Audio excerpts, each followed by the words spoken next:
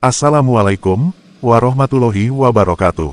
Saudaraku, dalam urusan harta pun, seorang istri harus taat. Rasulullah Shallallahu Alaihi Wasallam bersabda, jika seorang perempuan mempunyai harta, bahkan seperti harta Nabi Sulaiman alaihissalam, dan suaminya ikut memakan harta tersebut. Kemudian istri berkata, mana harta yang kamu makan itu? Maksudnya suruh dikembalikan. Maka Allah Subhanahu wa Ta'ala akan menghapus amal baik wanita tersebut selama 40 tahun. Demikian Allah memerintahkan seorang istri agar taat kepada suaminya, termasuk jika hartanya dimakan suaminya, agar jangan ditanyakan, apalagi ditagih. Perhatikan nasihat guru mursyid kita sebagai berikut.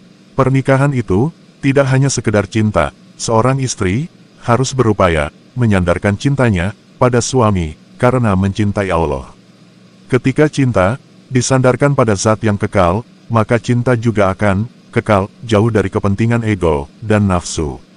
Allah memerintahkan seorang istri tunduk pada suami, jadi tunduklah dan layani suami, karena Allah memerintahkannya, bukan karena siapa suaminya. Siapa yang melayani suaminya dengan ikhlas dan cinta semata-mata karena Allah, maka bila diajak tidur, pahalanya akan seperti pahala haji dan umroh yang mabrur yang diterima wanita itu. Jadi, hendaknya istri itu menjadikan suami sebagai ladang pahala, tempat istri mencari keridhaan Allah.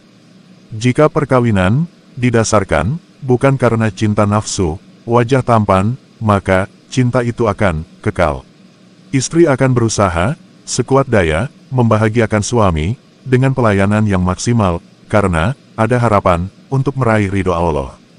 Jika istri takut tak bisa membuat suami bahagia, dan dalam hatinya tertanam rasa takut terhadap murka Allah, karena tidak bisa menjaga keutuhan bahtera rumah tangga, istri yang ada rasa takut, jika suaminya tidak ridho dan senang, maka istri seperti itu akan diperintah memilih untuk masuk surga dari pintu mana yang dia mau.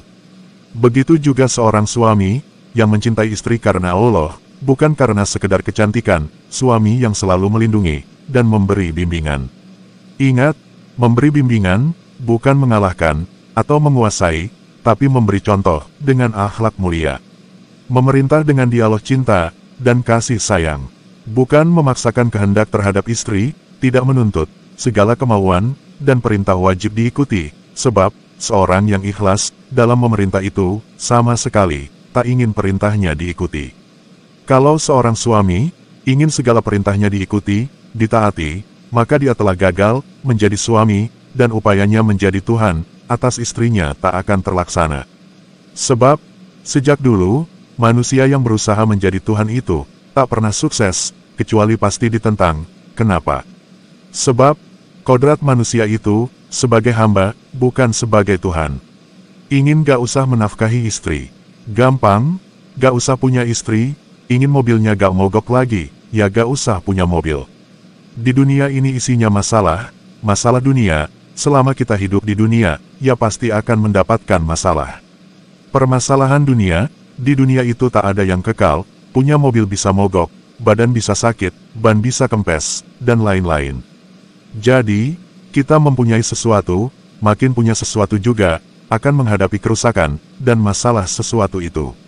Yang gak punya istri, tidak pernah istrinya rewel, lah gak punya istri. Yang tidak punya mobil, tidak pernah mobilnya mogok, tidak pernah ban mobilnya kempes.